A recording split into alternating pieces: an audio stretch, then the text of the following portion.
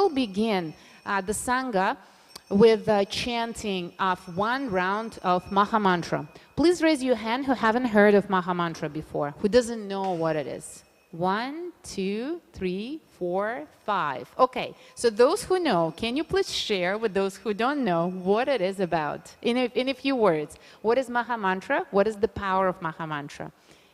Who can say in a few words? Or your experience from Maha Mantra? I'm looking at you as if you know. Does anyone want to share? Yes, please. Yes. Just a sec.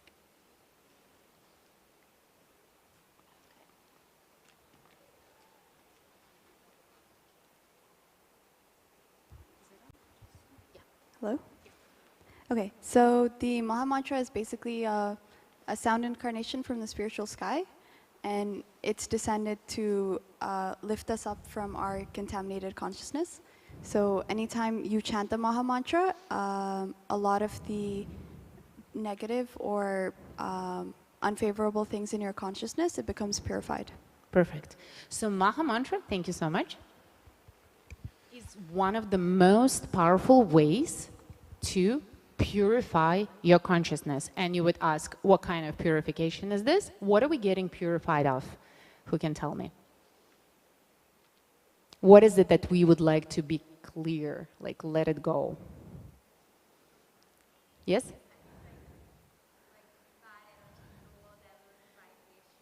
Uh-huh.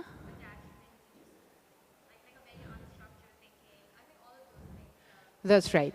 Yes. So those things are called samskaras in Sanskrit, or unwilling, like those impressions that are obstacles in our life. That can be experiences, that can be emotions, that can be memories, which are again are obstacles.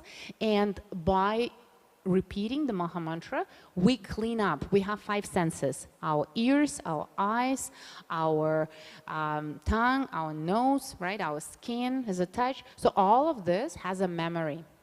And those memories, they can be positive and they can be negative. So the negative memories, they can create obstacles. Sometimes positive memories also create obstacles. We don't want to move on. We don't want to progress. We just like on the level of comfort, right? Don't want to develop. But most of the time, these are negative memories, negative impressions, negative samskaras that create those low-level vibrations. So therefore, by repeating, chanting Maha Mantra, which is called mantra meditation, we purify our senses. They become pure and they become sensitive to the high-level spiritual vibrations. So we start being happy with simple things, such as sun, such as air, such as like just vision of the beauty around us. So we become happy unconditionally. And this is one of the potencies of Maha Mantra, to make us unconditionally happy. Why? As you said, Maha Mantra comes from the spiritual sky, and our soul is spiritual. Spiritual soul belongs to the spiritual world, and in the spiritual world, it is eternally happy, eternally blissful, and eternally in knowledge. Soul doesn't know any sufferings because it doesn't belong to the spiritual world. Therefore, when we repeat Maha Mantra, we connect through the mantra with the spiritual world, and we reconnect with that internal, with that happiness, which is actually our nature. Unhappiness is not our nature. Happiness is our nature. So at any time when you're frustrated, unhappy, guilty, or anything else, and you're feeling it draws you down, just remember, this is not your nature. This is what you can clean up from your consciousness by chanting Maha Mantra with attention. This is the rule, with attention, because without attention, cleaning doesn't happen. Same as when you clean your stuff. If you don't pay attention, there will be spots and dirt left and all of this, right? So the cleaning is not happening like that. With attention. And when we repeat the mantra, we do it loud so that our ears hear it, and that's how we're going to pay attention. Second thing, how we can focus our attention is through our bodily posture. If we control our body the way we see it, and we have 7 chakras here, right? All of those chakras, once we start chanting Maha Mantra, will start vibrating on a level of spiritual world, and all of them will get the energy of happiness. And at the same time, by keeping our body straight, we will keep the attention within our body, so the attention won't flow in the future, won't flow in the past, it will be here and now. So these are two main rules. If I hear you well when we chant, it means you're doing a good job. If I'm not hearing you, it means you need to make it louder, okay? And another way is to keep your attention is to hear your neighbor. When you chant, just listen to the chanting from your neighbor. How do we chant the mantra? And that you can practice this at home. We use Japamala beads, and there is 108 beads. Okay? Today, in front of you, I will be using it like this so that you can see how it goes.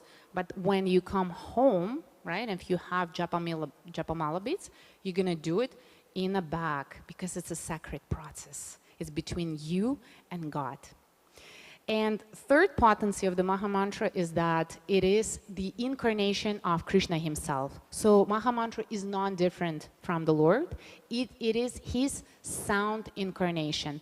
Therefore, when you connect with your fingers, right, with your ears and with your mind focused on the sound, you reconnect with the Lord who lives within your heart as a Paramatma, chapter number 2 of Bhagavad Gita. Now we're in chapter number 5, but probably you're doing the beginning of Bhagavad Gita, right? And you probably read about Paramatma.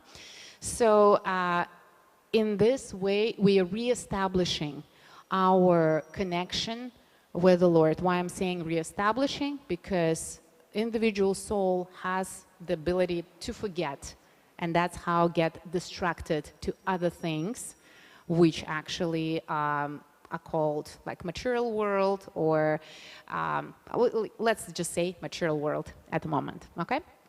So that's it. Do you have any questions about the mantra and the potency of the mantra and why we're chanting it? No? Okay. All right, so for those who don't know the words, they're here. You can read them. All right, we will be chanting it together. 16 name of the Lord means, dear Lord, please engage me in your service. Why in your service? Because we are eternally spiritual souls and we are parts and parcels of the Lord. Therefore, when we repeat it and when we ask for that service, means that we gain our eternal spiritual identity and position. So we reoccupy basically our own position in this world. All right? Okay, so let's begin. Before we start, let's give our obeisances to Sri Chaitanya Mahaprabhu. You can repeat this mantra after me. Sri Chaitanya Mahaprabhu gave us this mantra. He gave us the key to the spiritual world. Jai Shri Krishna Chaitanya,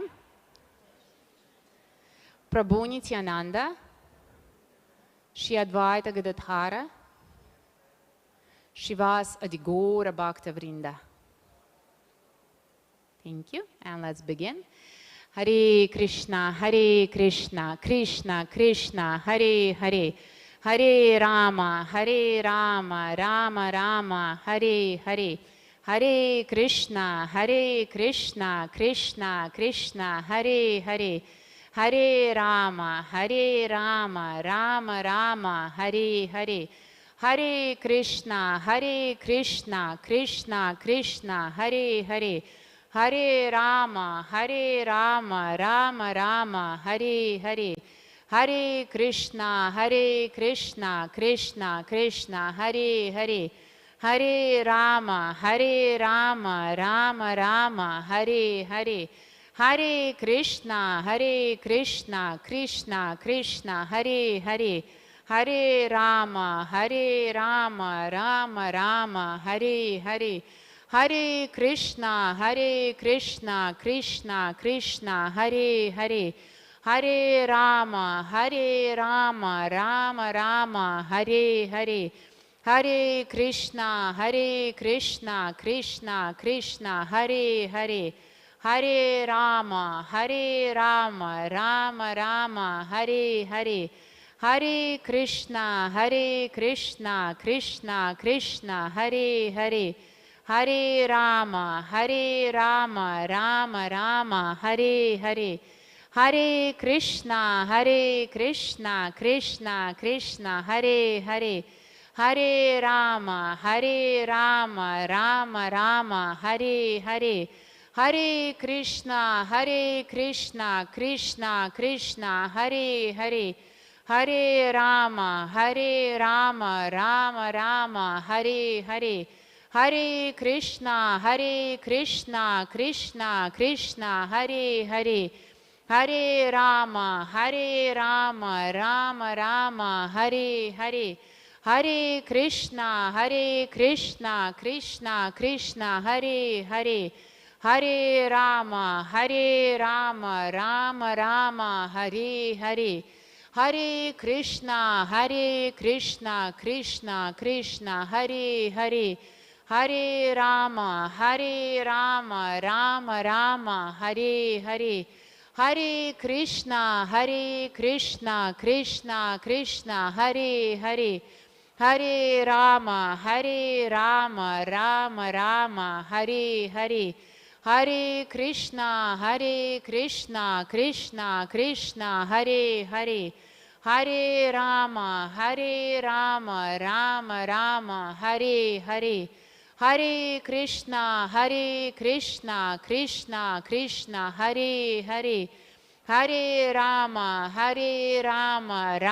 Rama, Hare Hare, Hare Krishna, Krishna Krishna, Hare Hare, Hare Rama, Rama Rama, Hare Hare, Hare Krishna, Krishna Krishna, Hare Hare, Hare Rama, Rama Rama, Hare Hare, Hare Krishna, Krishna Krishna, Hare Hare, Hare Rama, Rama Rama, Hare Hare, Hare Krishna, Krishna Krishna, Hare Hare, Hare Rama, Rama Rama, Hare Hare, Hare Krishna, Krishna Krishna, Hare Hare, Hare Rama, Rama Rama, Hare Hare, Hare Krishna, Krishna Krishna, Hare Hare, Hare Rama, Rama Rama, Hare Hare, Hare Krishna, Krishna Krishna, Hare Hare, Hare Rama, Rama Rama, Hare Hare, Hare Krishna, Krishna Krishna, Hare Hare, Hare Rama, Rama Rama, Hare Hare, Hare Krishna, Krishna Krishna, Hare Hare, Hare Rama, Rama Rama, Hare Hare, Hare Krishna, Krishna Krishna, Hare Hare, Hare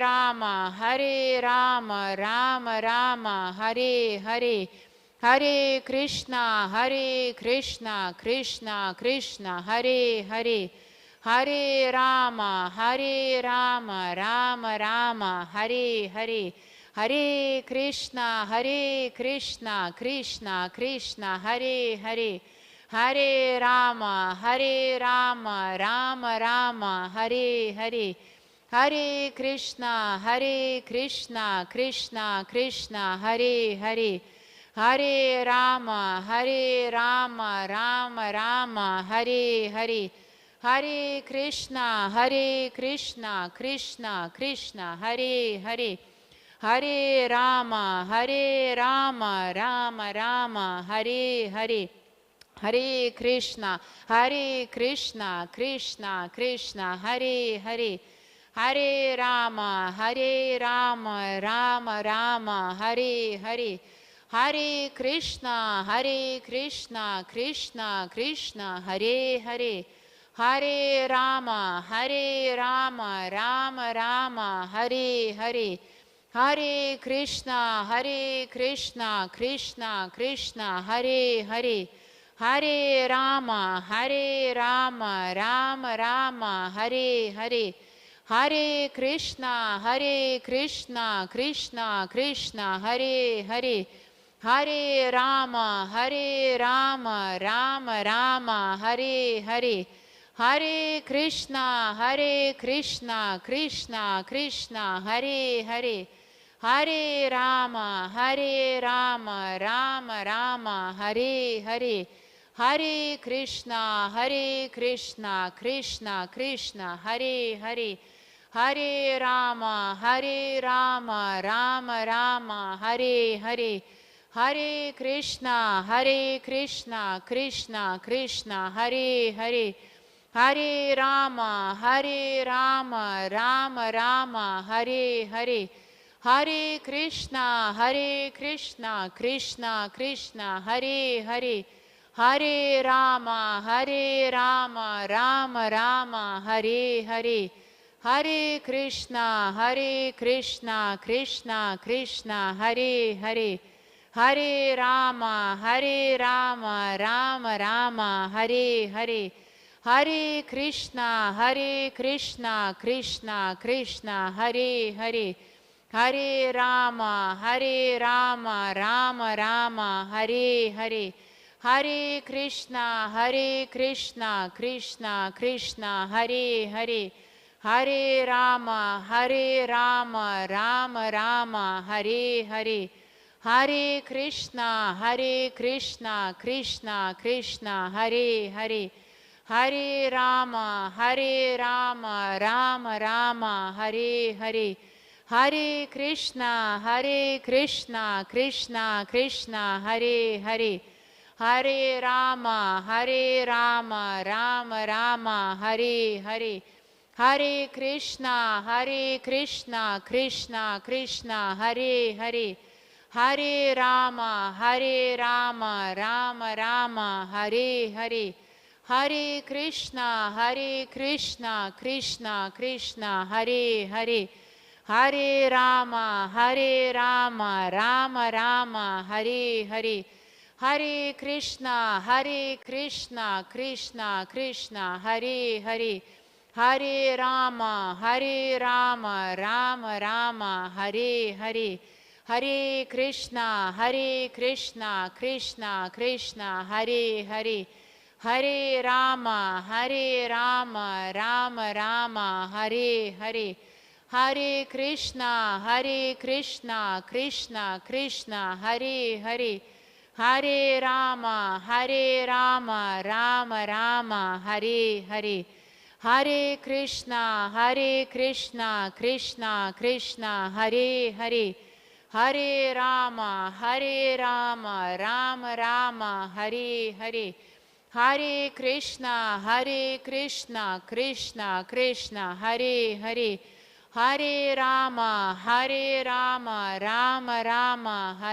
Hare, Hare Krishna, Krishna Krishna, Hare Hare, Hare Rama, Rama Rama, Hare Hare, Hare Krishna, Krishna Krishna, Hare Hare, Hare Rama, Rama Rama, Hare Hare, Hare Krishna, Krishna Krishna, Hare Hare, Hare Rama, Rama Rama, Hare Hare, Hare Krishna, Krishna Krishna, Hare Hare, Hare Rama, Rama Rama, Hare Hare, Hare Krishna, Krishna Krishna, Hare Hare, Hare Rama, Rama Rama, Hare Hare,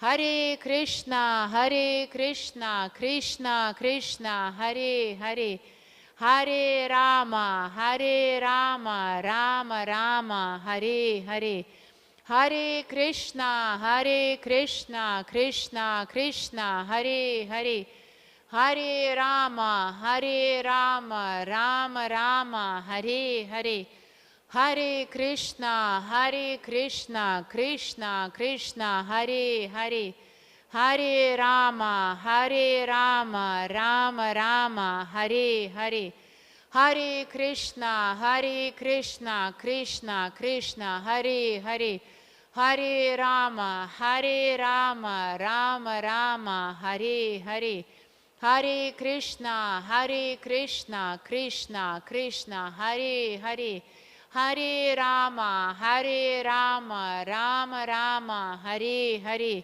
Hare Krishna, Krishna Krishna, Hare Hare, Hare Rama, Rama Rama, Hare Hare, Hare Krishna, Krishna Krishna, Hare Hare, Hare Rama, Rama Rama, Hare Hare, Hare Krishna, Krishna Krishna, Hare Hare, Hare Rama, Rama Rama, Hare Hare, Hare Krishna, Krishna Krishna, Hare Hare, Hare Rama, Rama Rama, Hare Hare, Hare Krishna, Krishna Krishna, Hare Hare, Hare Rama, Rama Rama, Hare Hare,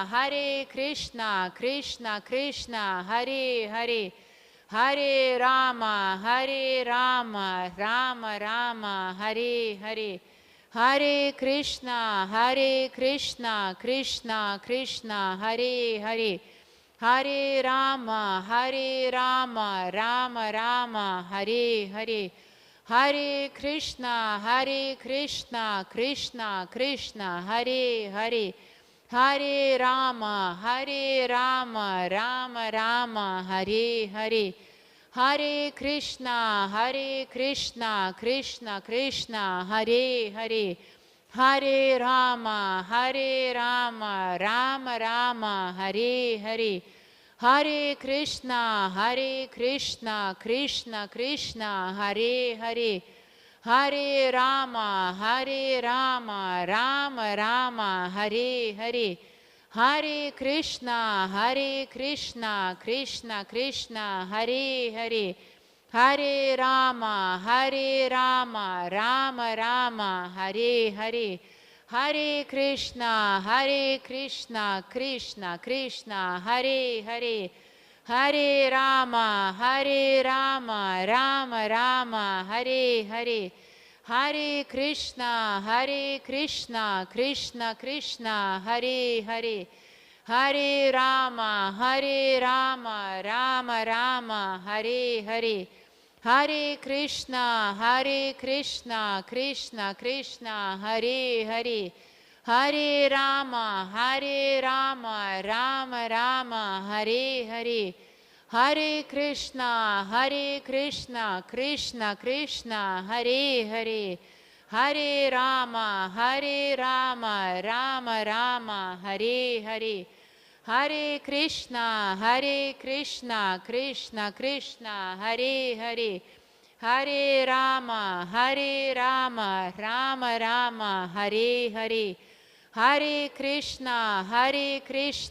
Krishna Krishna, Hare Hare, Hare Rama, Rama Rama, Hare Hare, Hare Krishna, Krishna Krishna, Hare Hare, Hare Rama, Rama Rama, Hare Hare, Hare Krishna, Krishna Krishna, Hare, Hare Rama, Rama Rama, Hare Hare, Hare Krishna, Krishna Krishna, Hare Hare, Hare Rama, Rama Rama, Hare Hare, Hare Krishna, Krishna Krishna, Hare Hare, Hare Rama, Rama Rama, Hare Hare, Hare Krishna, Krishna Krishna, Hare Hare, Hare Rama, Rama Rama, Hare Hare, Hare Krishna, Krishna Krishna, Hare Hare, Hare Rama, Rama Rama, Hare Hare, Hare Krishna, Krishna Krishna, Hare Hare, Hare Rama, Rama Rama, Hare Hare, Hare Krishna, Krishna Krishna, Hare Hare, Hare Rama, Rama Rama, Hare Hare, Hare Krishna, Krishna Krishna, Hare Hare, Hare Rama, Rama Rama, Hare Hare, Hare Krishna, Krishna Krishna, Hare Hare, Hare Rama, Rama Rama, Hare Hare, Hare Krishna, Krishna Krishna, Hare Hare, Hare Rama, Rama Rama, Hare Hare, Hare Krishna, Krishna Krishna, Hare Hare, Hare Rama, Rama Rama, Hare Hare, Hare Krishna, Krishna Krishna, Hare Hare, Hare Rama, Rama Rama, Hare Hare, Hare Krishna, Krishna Krishna, Hare Hare, Hare Rama, Rama Rama, Hare Hare, Hare Krishna, Krishna Krishna, Hare Hare, Hare Rama, Rama Rama, Hare Hare, Hare Krishna, Krishna Krishna, Hare Hare, Hare Rama, Rama Rama, Hare Hare, Hare Krishna, Krishna Krishna, Hare Hare, Hare Rama, Rama Rama, Hare Hare, Hare Krishna, Krishna Krishna, Hare Hare, Hare Rama, Rama Rama, Hare Hare, Hare Krishna, Krishna Krishna, Hare Hare, Hare Rama, Rama Rama, Hare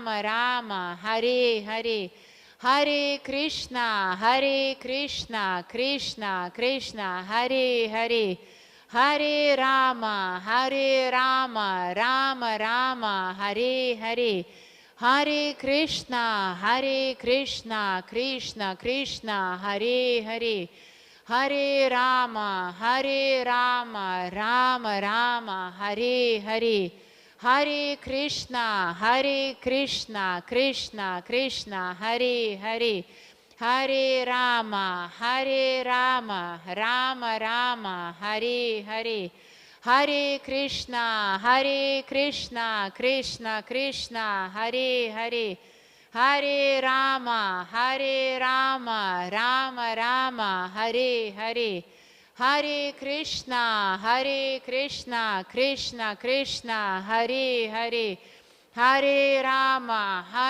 Rama, Rama Rama, Hare Hare, Hare Krishna, Krishna Krishna, Hare Hare, Hare Rama, Rama Rama, Hare Hare, Hare Krishna, Krishna Krishna, Hare Hare, Hare Rama, Rama Rama, Hare Hare, Hare Krishna, Krishna Krishna, Hare Hare, Hare Rama, Rama Rama, Hare Hare, Hare Krishna, Krishna Krishna, Hare Hare, Hare Rama, Rama Rama, Hare Hare, Hare Krishna, Krishna Krishna, Hare Hare,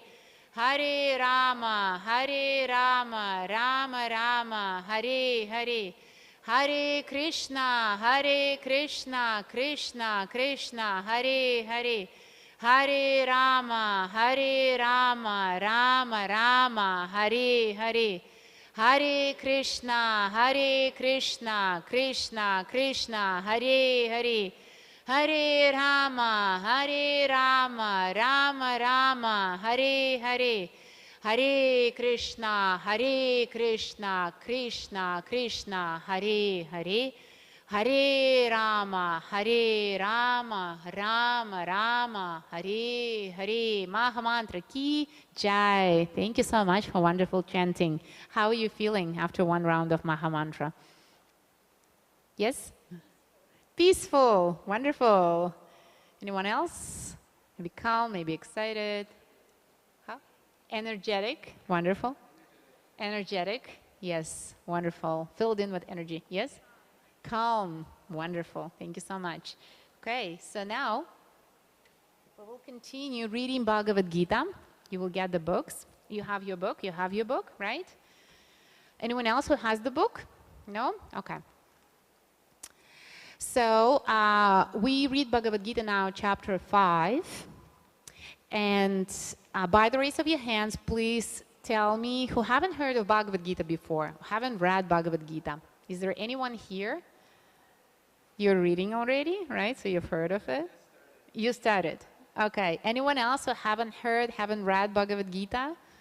Everybody's familiar, right? Wonderful. Okay. Let's quickly summarize. So chapter 1, right, is about, just in general, Bhagavad Gita is an ancient wisdom. It's over 5,000 years old, and it is a conversation between Lord Krishna and his disciple and friend Arjuna. Arjuna is a liberated soul, and in order to deliver Bhagavad Gita to us by Krishna's will and grace, Arjuna is inquiring from Krishna. He asks a lot of different questions in order to show us the path, the spiritual path to self-realization. And the story starts at the battlefield of Kurukshetra, where Arjuna, as a warrior, is supposed to fulfill his duty to fight with those who committed a lot of offenses, and unfortunately those offenders are his family members. And therefore Arjuna is in grief, he's in fear, he's in frustration, and he's going through a lot of, I would say, traumatic emotions and experiences, because on one side he has to fulfill his duty, he has to protect the law, right? And on the other side, those people who actually broke the law are his family members, so he has to fight against them, and he is in a grief. So he doesn't want to fight, he would like to give up his duty and just go to the forest and meditate.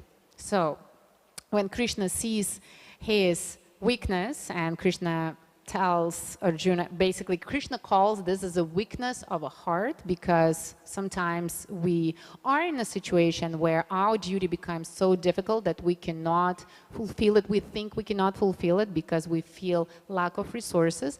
So Krishna starts giving Arjuna the spiritual knowledge. And this is chapter 2, where Krishna explains to Arjuna, he gives the knowledge of the soul, of the relationships between the soul and the Lord. And in chapter 3, Arjuna understands this and starts inquiring. So Krishna explains further how, basically, how to start serving, how to put yourself on that path of self-realization through devotional service. And the first thing what we need to do, according to chapter 3, is start fulfilling our duty in the best way we can, so that we purify basically ourselves. So the first level of purification is fulfilling our duties. And then when Krishna explains this, how even liberated souls, they actually do their duty so well, although they don't have to do it, just to show an example to others. So probably all of you have those who learn from you, right? People look at you and they kind of gain that knowledge from you. We can be brothers, we can be sisters, we can be fathers, and there are a lot of people who, for whom we're a good example. So this is about chapter 3. And then chapter 4, Arjuna understands that rule, but he doesn't know how to serve. And he asks, please explain that knowledge to me. And then Krishna gives the knowledge of the spiritual teacher, how to start the devotional service. And now we are on a chapter 5, where Krishna will be explaining how to act in a way that we stop accumulating karma. So karma is something undesirable. Who can tell me why karma is undesirable? There is good karma, there is bad karma, but still it's something which is bounding us. Why is it undesirable? Does everyone want karma? Tell me. Who wants to gain karma here? No? No one? Why not? Why not? Who can say? If not karma, then what? Yes. It keeps you in the cycle of birth and death. Can you elaborate on this? What does it mean?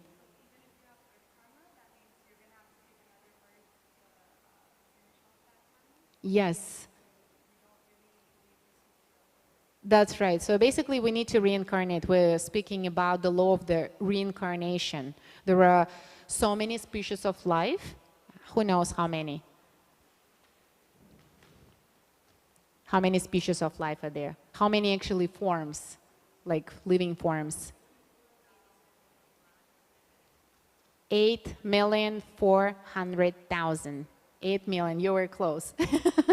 Yes, so there are so many species of life, right? And in order to evolve to the human being, to that body, which is called species of life, we had to go through 8,400,000. Can you imagine? Yes. And it means that we went through all of these levels and developed our consciousness. So the next level will be spiritual world if we reconnect ourselves with the spirit, if we awaken actually our spiritual consciousness. So Krishna is explaining in Bhagavad Gita how to awaken our spiritual consciousness so that we get out of these clutches of karma, getting getting born again, then dying again, and grow old and getting sick. All of this are the result of karma. All right, and while we read Bhagavad Gita, you will of course understand more. So during the reading, you will have a chance to ask questions. Remember your realizations, they're very important because they are the thoughts that are enlightening not only to you, but also for others. And if you can share them at the end of the class, that will be wonderful. All right? So before we begin our journey, let's give our obeisances to Srila Prabhupada, who is the founder Acharya of the Hare Krishna temple, and by his grace, we actually have Bhagavad Gita in all of the languages that exist in the world. He translated it, and then once it was translated into English, it was translated into all other languages. Namo Vishnupadaya Krishna Prishtaya Bhutale Shrimate Bhaktivedanta Swami Iti Namine Namaste Saraswati Devi Guravani Pracharine Nirvisheshunyavati Pashyatya Deshe Tarine. Before reading any scripture, we repeat mantra, which is giving obeisances to the absolute truth. Repeat it after me 3 times. Om Namo Bhagavate Vasudevaya. Om Namo Bhagavate Vasudevaya. Om Namo Bhagavate Vasudevaya. All right, so we continue reading Bhagavad Gita. Today we will start at chapter 5, text 4. And it's page 233.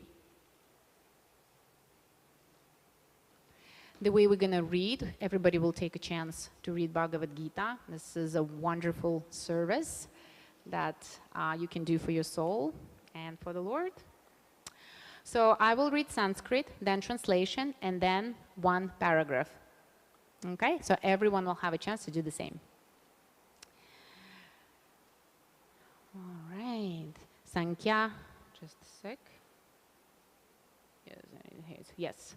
So text number 4, chapter 5.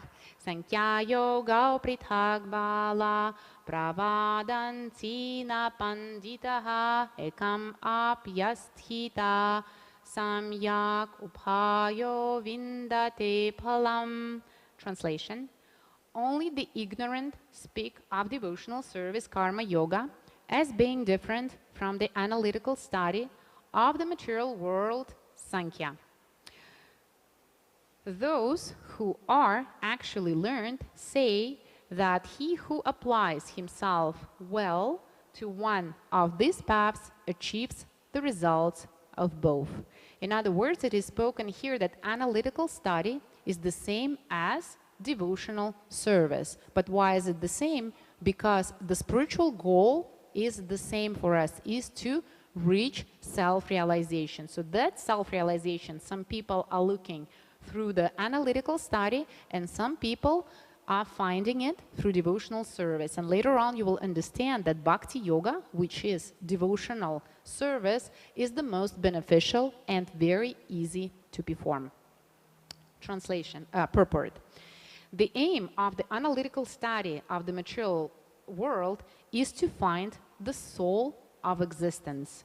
The soul of the material world is Vishnu, or the super soul.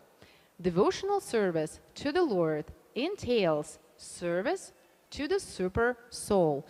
So who can explain to me what is devotional service? Because for some of you, probably devotional service is something new, right? Especially for those who came to this class for the first time. Who can, in a few words, just say what is devotional service? Yes, please.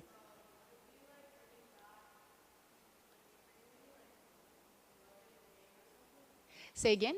I didn't.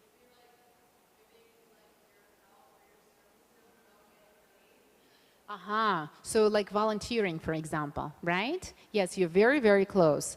So devotional service, yes, it's acting, basically, it's unmotivated, right? Unmotivated action. It's not for the payment, right? And one more thing that we need to add to it to make a devotional service. What is it? Selfless. And if it's not for us, if it's selfless, then for who?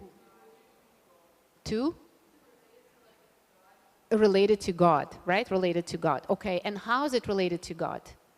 Like, for example, if we do devotional service through our work, you're going to work, you're performing your duty, and this is chapter number 3, how you can make it a devotional service? Social work. Social, what does it mean? Helping others? Yes, yes. Yes, so helping others, yes. What about if we are applying it in a daily life? Like, for example, at your duty, right, at work. What can we do to transform our karmic activity into devotional service at work? What would it be?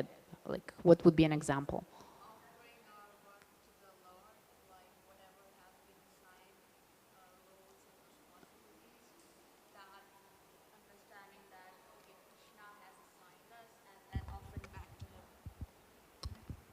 Offering back to the Lord, right? Whatever we are doing, offering it back. What does it mean to offer it back? For example, somebody is doctor, so his responsibilities is to heal his patients. So he has been assigned by Krishna to fulfill those responsibilities. So in that way, he can serve Lord by fulfilling his responsibilities. Okay, so there are 2 points here. Whatever responsibilities we have, they are assigned to us by the Lord, actually. Not like we're thinking, okay, we have a manager, right, who tells, here's your job description. But it's actually, the manager is given to us also by the Lord. And the job description, which is given to us, is also by the Lord. So by fulfilling those duties, it's actually beneficial for us. We develop ourselves, right? Yeah. So offering it back, what does it mean? By giving back to Krishna, by fulfilling those responsibilities. So how do we do it? How can we give it back? Yes. Best mic to her.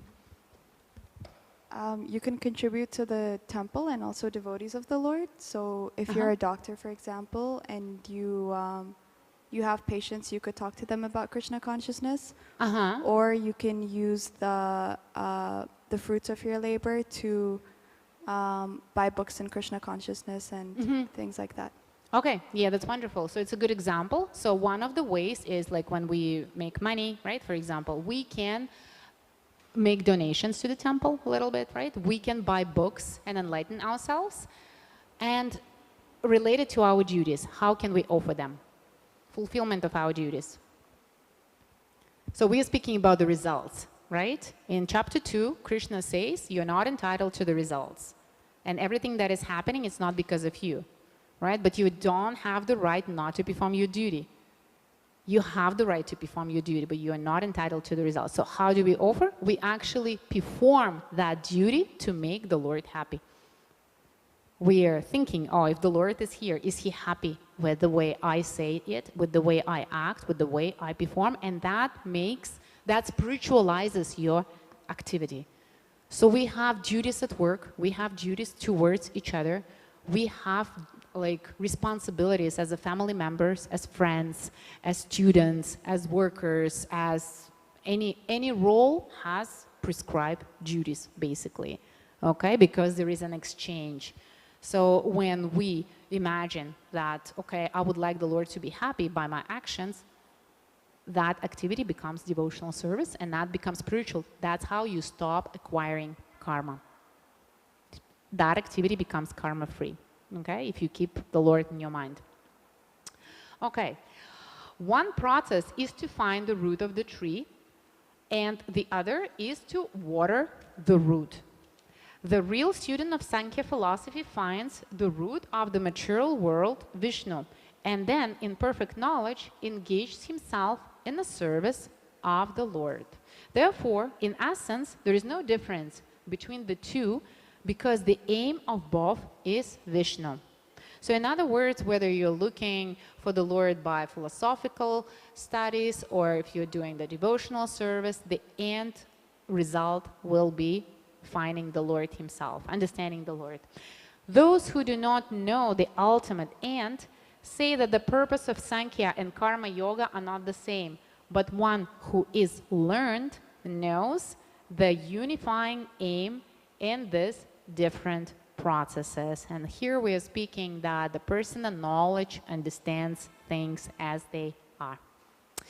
Okay, so let's continue with you. Next text, text number 5. Text 5. Yat sankhyae prapyate sthanam tad yogerapi gamyate ekam sankyam cha yogam cha ya pashyati sa pashyati. Translation: one who knows that the position reached by means of analytical study can also be attained by devotional service, and who therefore sees analytical study and devotional service to be on the same level, sees things as they are. Purport: the real purpose of philosophical research is to find the ultimate goal of life. Since the ultimate goal of life is self-realization, there is no difference between the conclusions reached by two processes. By Sankhya philosophical research, one comes to the conclusion that a living entity is not a part and parcel of the material world, but of the Supreme Spirit whole. Consequently, the Spirit soul has nothing to do with the material world. His actions must be in some relation with the Supreme. When he acts in Krishna consciousness, he is actually in his constitutional position. In the first process, Sankhya, one has to become detached from matter, and in the devotional yoga process, one has to attach himself to the work of Krishna consciousness. Factually, both processes are the same, although superficially one process appears to involve detachment, and the other process appears to involve attachment. Detachment from matter and attachment to Krishna are one and the same. One who can see this sees things as they are. Yes, thank you very much. So in other words, the purpose, right, of any processes that we perform is to realize ourselves. That's why we are going to the universities. That's why we are studying Bhagavad Gita now. That's why we're coming to the temple. That's why we get married and have kids, is to realize and develop ourselves. At the end of any process is self-realization. And there is very important point here that consequently the spirit soul has nothing to do with the material world. And by serving the Lord, we actually reestablish our constitutional position. How do you understand that? What does that mean?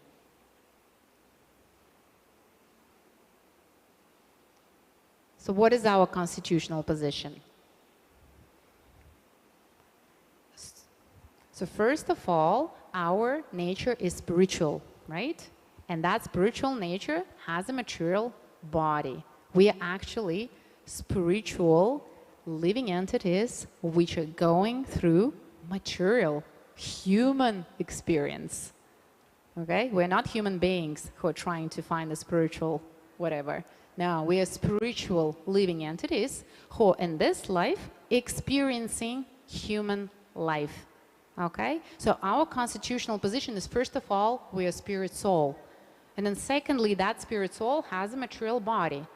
In our case, it's human. Like if we see on the street, we see birds, trees, there are many, many different bodies. So there's multiple, innumerable spiritual souls, which are eternal and unchangeable, but they have different bodies, okay? Their constitutional position is also spiritual. So we're all spiritual souls. We belong to the spiritual world, and by nature, we're blissful, happy, and knowledgeable. So that's important to understand and remember.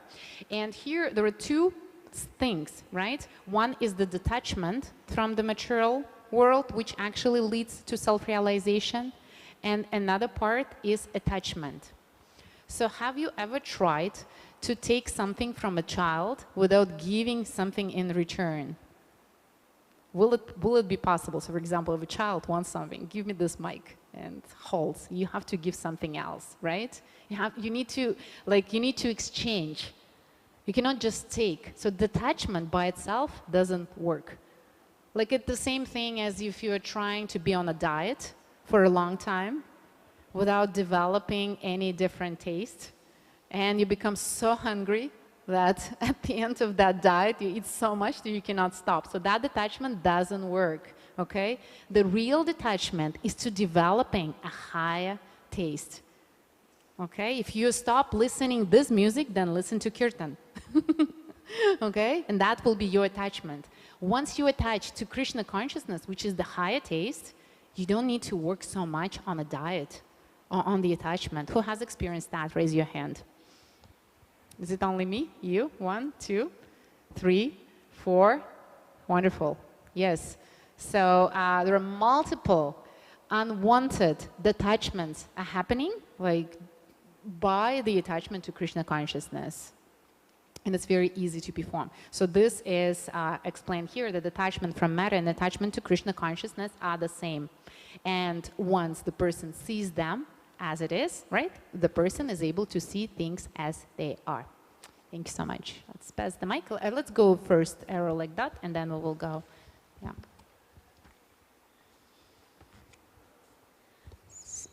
Verse number 6. Yep.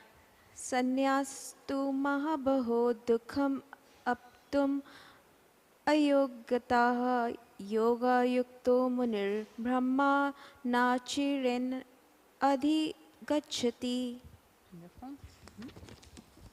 Translation: merely renouncing all activities yet not engaging in the devotional service of the Lord cannot make one happy. But a thoughtful person engaged in devotional service can achieve the supreme without delay. So attachment to Krishna consciousness is happening through devotional service. And we just covered one part of devotional service through the duties, right? What are the other parts that we can perform as devotional service that will attach us to Krishna consciousness and automatically detach from other things which are not necessary and not wanted? Read Bhagavad Gita. Yes, that's devotional service. Attend kirtan. Who knows what kirtan is? Raise your hand. Who knows what kirtan is? All right, perfectly. Who doesn't know? Who doesn't know what kirtan is? 1, 2, 3, 4. Okay, can you explain what kirtan is?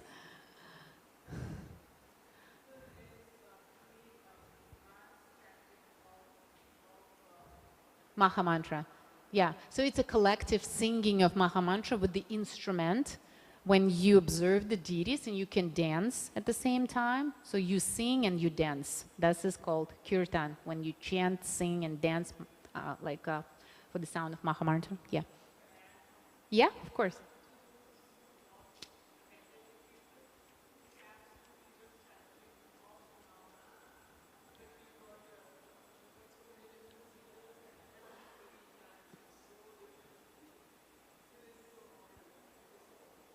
Yeah.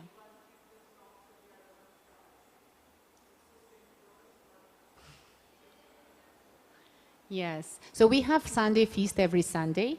It starts at 6 o'clock, and we have massive kirtan goes on from 6 until 6:30, and from 8 p.m. until about 9 p.m. every Sunday. And it's so powerful. Who has experienced that power of kirtan? Raise your hand. Yes, it's so enlightening. So everyone who haven't been, please come join us, okay? Yeah, so kirtan, attending kirtan is another devotional. So singing kirtan, dancing for kirtan, bowing down in front of the deities, coming to the temple, doing any service in the temple, giving Bhagavad Gita as a gift to anyone is such a powerful devotional service which purifies not only your own hearts, but also the whole destiny of a person becomes really blessed by the Lord himself, because this is the incarnation of the Lord, right? You're giving the Lord to the person, his life will be blissful. That's it, yeah. And cooking for the deities, cooking at the temple, what else? Like we said, reading Bhagavad Gita, performing any of your duties for the pleasure of the Lord. This is also devotional service. Okay. Purport. Yeah. There are two classes of sannyasis, or the persons in the renounced order of life. The Mayavadi sannyasis are engaged in the study of Sankhya philosophy, whereas the Vaishnavas sannyasis are engaged in the study of Bhagavatam philosophy, which affords the proper commentary on the Vedanta Sutras.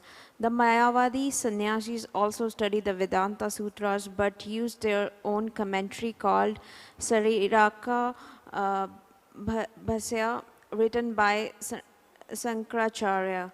The students of the Bhagavata school are engaged in the devotional service of the Lord according to Pancharakriti regulations, and therefore the Vaishnava sannyasis have multiple engagement in the transcendental service of the Lord. The Vaishnava sannyasis have nothing to do with the material activities, and yet they perform various activities in their devotional service to the Lord. So in other words, in the previous chapter we discussed that devotional service is also considered as inaction, because normally in the material world action creates karma.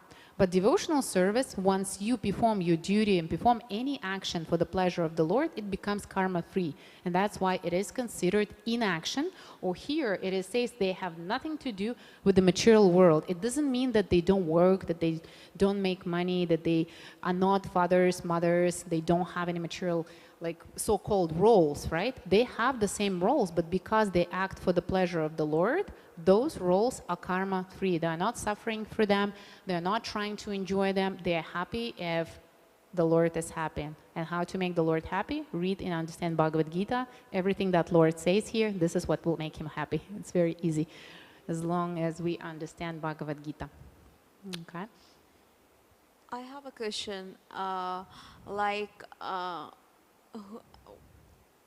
What do you like? Who are Mayavadis? Like Mayavadis who do not serve the Lord directly. So anybody, we can refer anybody to Mayavadis who are like not Vaishnavas? Or so what is the Vaishnavas, category? yes, so okay, I will explain. Devotional service, any actually relationships is a devotional service. So what is the opposite to devotional service? Tell me. What is the opposite? If not devotional service, then what? Yes, and sense gratification is based on what? self-interest. So we would say like, I want to be in that relationships for myself, for my own pleasure. So I would like to enjoy that person. I don't care about his well-being. I don't care about his future. I just want to enjoy him.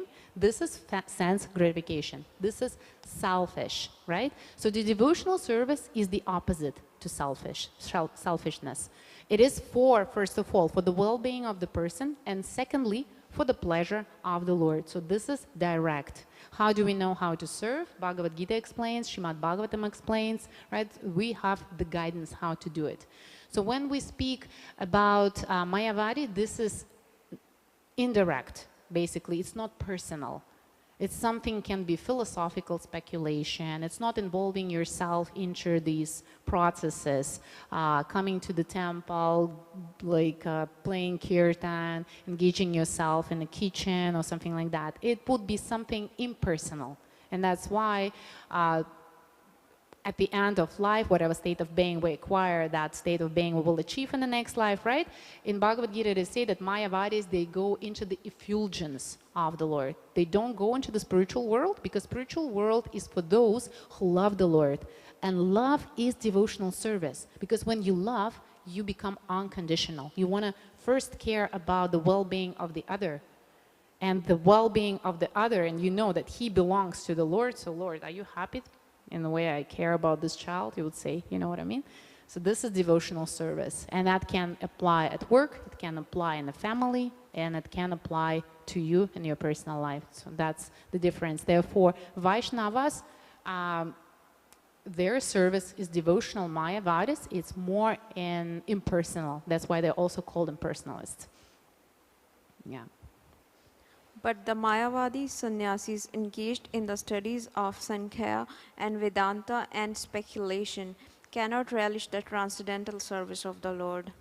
Because their studies become very tedious, they sometimes become tired of Brahman speculation, and thus they take shelter of the Bhagavatam without proper understanding.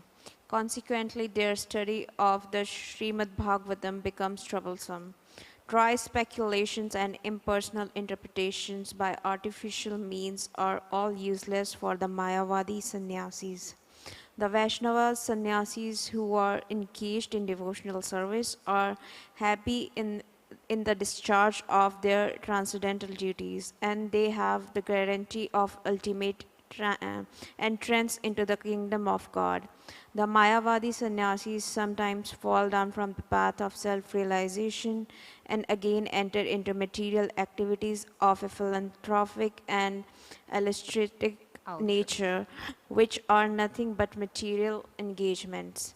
Therefore, the conclusion is that those who are engaged in Krishna-conscious activities are better situated than the sannyasis engaged in simple speculation about what is Brahman and what is not Brahman, although they too come to Krishna consciousness after many births. Thank you. So the speculation itself does not basically grant us the, the position of a self-realized soul, because in previous chapters also Krishna speaks in the chapter 4 that we can understand ourselves and Krishna himself only through devotional service, and devotional service equals love. It's a loving relationships. When again, we're not thinking about ourselves, we're thinking about the pleasure of the Lord, and Lord himself thinks about our happiness in return. So that exchange is called loving relationship. Okay. So text 7. Yoga yukto vishuddhatma vijitatma jitendriye sarva bhutatma bhutatma kurvanan api na lipyate. So one who work in devotion, who is a pure soul and who control his mind and sense, is dear to everyone, and everyone is dear to him. Though always working, such as man is never entangled. So this is such an important verse. One who walks in devotion. We have already discovered what it means, right? To walk in devotion. And who is a pure soul. So all of us are actually pure souls, but we are in the process of purifying our senses. So the pure soul is the one who controls his mind and senses. And such a person is very dear to everyone. So how do you know that he controls his senses and his mind? It means that his mind is pure. Is it possible to control anger in the mind? Can you control it? If there is huge anger in the mind, is it possible to control it? No, it's not possible. The anger will be there. If not, if it doesn't go on people, it will hit the body, it will destroy the health, right? But anger will do its job anyways. It's destructive energy. So the one who can control his mind, it means that the mind is free of anger, frustration, envy, all those things. And why? Because he's a pure soul. He reconnected himself through devotional service, and he is too dear to everyone. And though always working, so this man always works. Such a man is never entangled, meaning that he doesn't have any karma. Okay, so his whole life is like prasadam. I would say offered to the Lord. Okay, purport. So, perfect.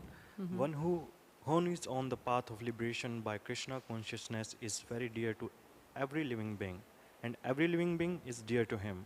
So the symptom of Krishna consciousness is when we very dear to people and or other living entities, and all of them are very dear to us. This is due to his Krishna consciousness, such as person cannot think of any living being as separate from Krishna, just as the leaves and branches of the tree are not separate from the trees. So when how to achieve that unconditional love is through understanding that every one of us belongs to the Lord. Every one of us and is part and parcel of the Lord. If I am, for example, treating Chinar in a bad way, it means I'm treating Lord in a bad way, because she is part and parcel of the Lord, you know?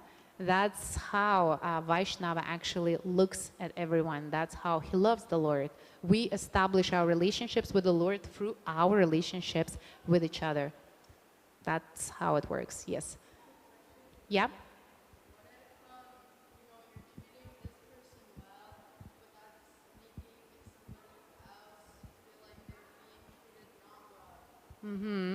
So like a selective treatment, yes? Here it's well, over there it's not well. So wherever you're treating the person well, it means that that loving service probably is there. Wherever you're not treating it well, it means that some purification is needed there. You know, because just imagine, like, we are little connections, right? We're establishing multiple connections with people, and that's how we reconnect with the Lord. Whoever is coming into our life is a part and parcel of the Lord. If I am in a disconnect with that person, on that level, I'm disconnected with the Lord. It can be through anger, it can be through frustration. There are different ways to disconnect. But this is the service to reconnect. Yeah, so now we are doing reconnection. Actually, there is a wonderful movie you can watch. It's about Vrindavan, and it's based on real events. It's called Reconnection. It's done by the Vaishnavas. You will enjoy it. He knows very well that when water is poured on the root of the tree, the water is distributed to all the leaves and branches, or when food is supplied to the stomach, the energy is automatically distributed throughout the body. So the service to the Lord is considered to the distribution of food for the stomach. Okay, if we give food to the stomach will give it to the whole body. So imagine that the Lord is the stomach. If we give it to the Lord, right, if we offer everything we do, everything we say, everything we perform to the Lord in our mind, that will make, if the Lord is happy, that will make everyone happy. But if we do it, for example, try to feed your finger. Instead of putting it inside, right, you just put your finger into the food and try to eat with your finger. It's not possible. And therefore, if we act for just ourselves without considering the Lord and His pleasure and His will, and He is our well-wisher, He's the best friend for us. Whatever He wishes for us is the best for us. If we are not considering that, right, will we be full? Will we be satisfied for feeding ourselves through the finger? No, we will be hungry. Yeah, therefore, this is an example. By supplying the food to the stomach, the energy is automatically distributed through the body. So that's the analogy with the devotional service. Because one who walks in Krishna consciousness is servant to all. He is very dear to everyone. And because everyone is satisfied by his work, he is pure in consciousness. Because he is pure in consciousness, his mind is completely controlled. And because his mind is controlled, his senses are also controlled. Because his mind is always fixed on the Krishna, there is no chance of being deviated from Krishna. Yeah, and here's the secret on how to control the mind. If you want to control the mind, focus it on the Lord.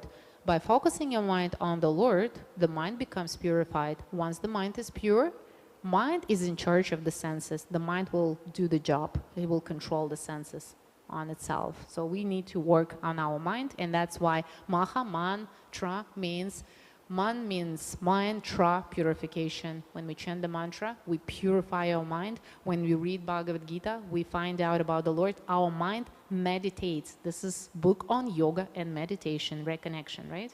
So we meditate on the Lord and our mind becomes also purified. And that's how, just observe yourself, how the mind becomes controlled and satisfied. Share next time. Nor is there a chance that he will engage his senses in matter other than the service of Lord. He does not like to hear anything except topics related to Krishna. He doesn't like to eat anything which is not offered to Krishna, and he doesn't wish to go anywhere if Krishna is not involved. So once that higher taste is developed, that will be the symptom. Because once we taste Krishna himself, we won't want anything else. That's how it is. Once the taste achieved the highest level of transcendental pleasure, we won't be willing to try something lower. That's how the mind is controlled by the higher taste. Therefore, his senses are controlled. A man of controlled senses cannot be offensive to anyone. One may ask, why then was Arjuna offensive to others in battle? Wasn't he his Krishna consciousness? Arjuna was only superfinancially offensive because, as he already been explained in the second chapter, all the assembled person on the battlefield would continue to live individually, as the soul cannot be slain. So spiritually, no one was killed on the battlefield of Kurukshetra. Only their dresses was changed by the order of Krishna, who was personally present. Therefore, Arjuna, while fighting on the battlefield of Kurukshetra, was not really fighting at all. He was simply carrying out the orders of Krishna in full Krishna consciousness. Such a person is never entangled in the reaction of work. Yes, so about the motives of the war where Arjuna was engaged, you can read in chapter 2, where it's thoroughly explained in details. Here it's just the explanation that Arjuna was performing his duty. He didn't have any motivation to kill. It was not his motivation to kill anyone. He didn't actually want even to fight. But because it was his duty as a warrior to protect the law, he had to go and fight. Okay, so next. Yep. This is text 8 and 9. Neve kinchit karomiti yukto manyata tattvavid pasyan sarvan sparsan jigran asnan gachan swapan vasan pralapan visrijan grananan unmisan nimisan api indriyani indriyathisu vartanta iti dharayan. A person in the divine consciousness, although engaged in seeing, hearing, touching, smelling, eating, moving about, sleeping and breathing, always knows within himself that he actually does nothing at all. Because while here when we say, right, that the person is doing all of this, and you can see that there is a, how to say, the order of different activities of the senses, hearing, touching, smelling, eating. So the person who is Krishna conscious, he understands that he is not actually doing anything. And who is he? Why is he doing that? Why is he thinking that he's not doing? Well, he's smelling, touching. Yes, please? Because you're very close. So who is thinking? Who is thinking that he's not doing? It's actually soul. The soul is not doing all of this. Yes. So because he realizes himself as a spirit soul through his divine consciousness. It's not the soul who is touching, it's not the soul who is smelling, it's not the soul who is moving or eating. Soul doesn't need all of this.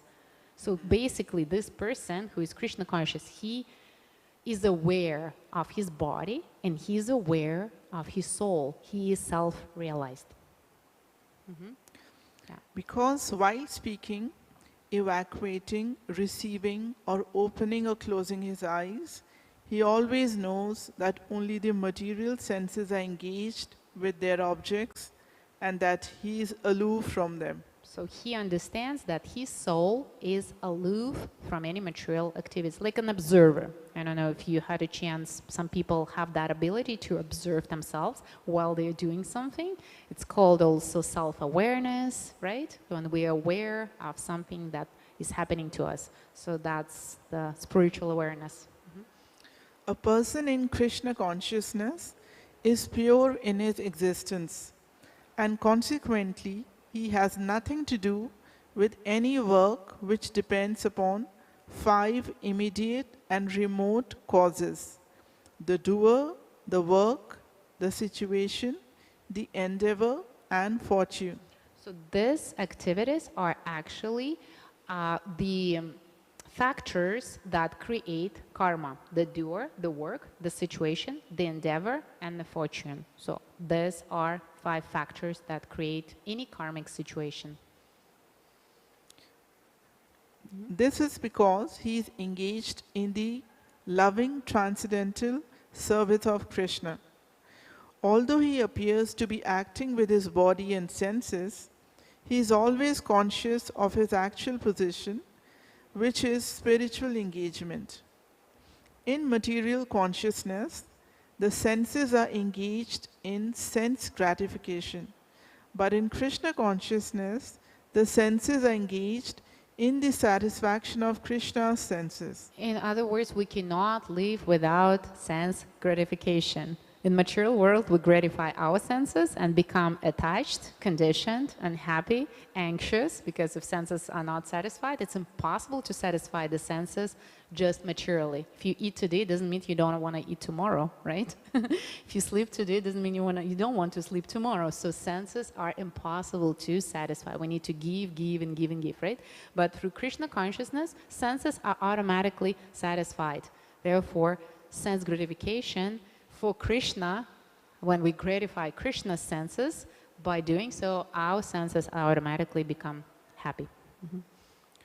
Therefore, the Krishna conscious person is always free, even though he appears to be engaged in affairs of the senses.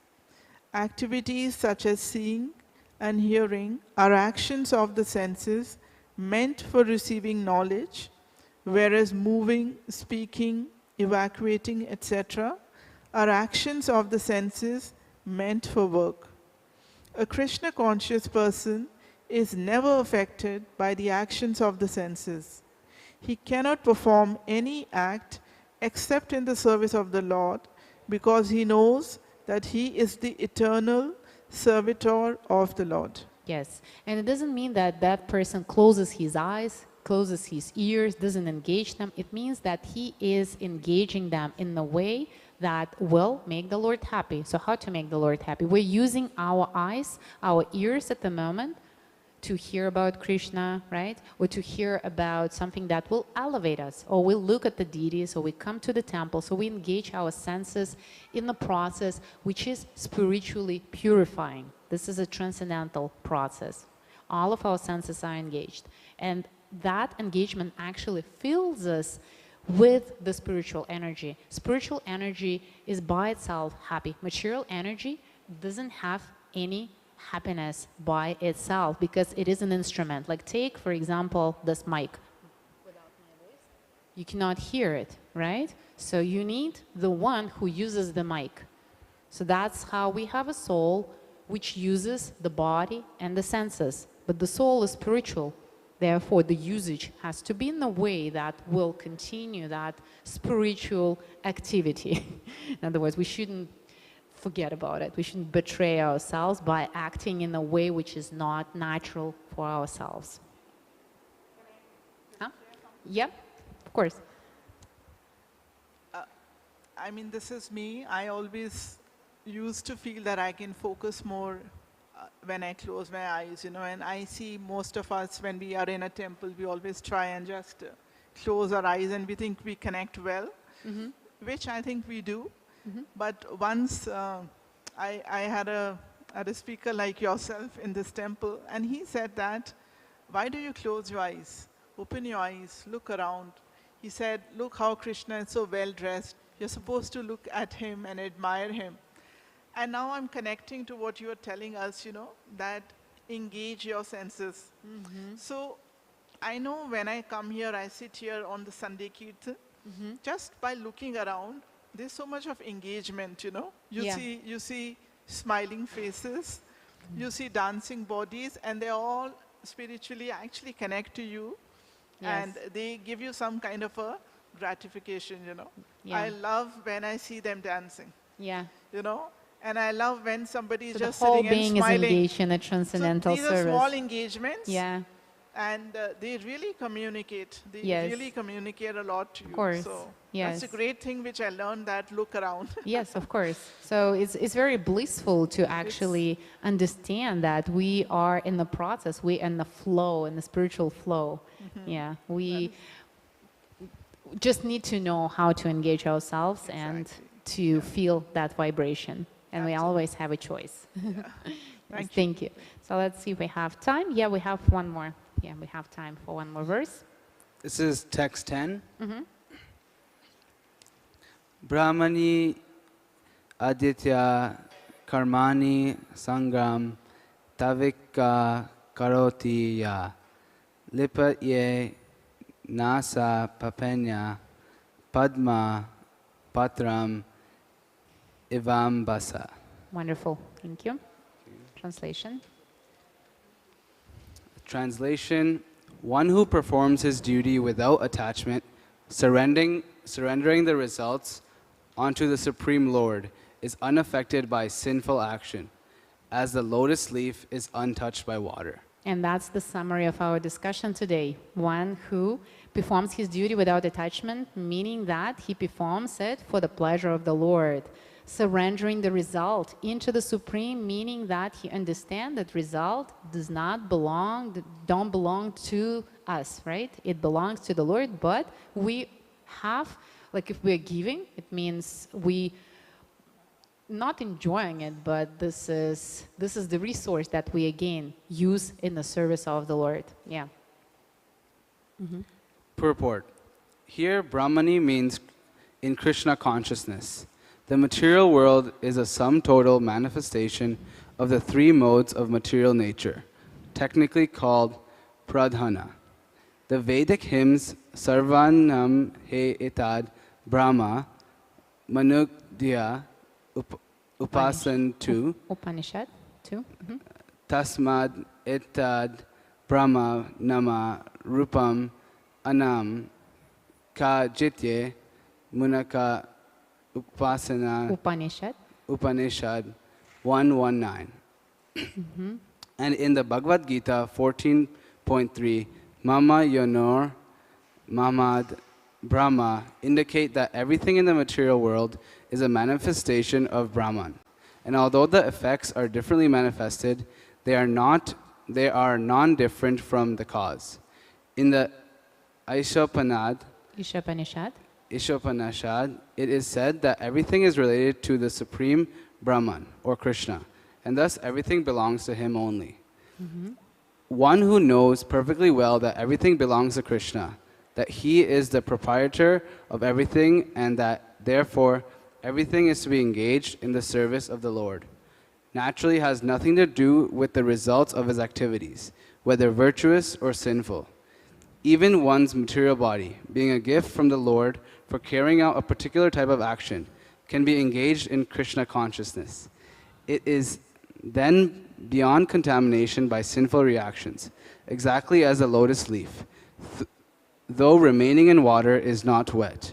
The Lord also says in the Gita 3.30, Myami sarvani karmani sanyasya.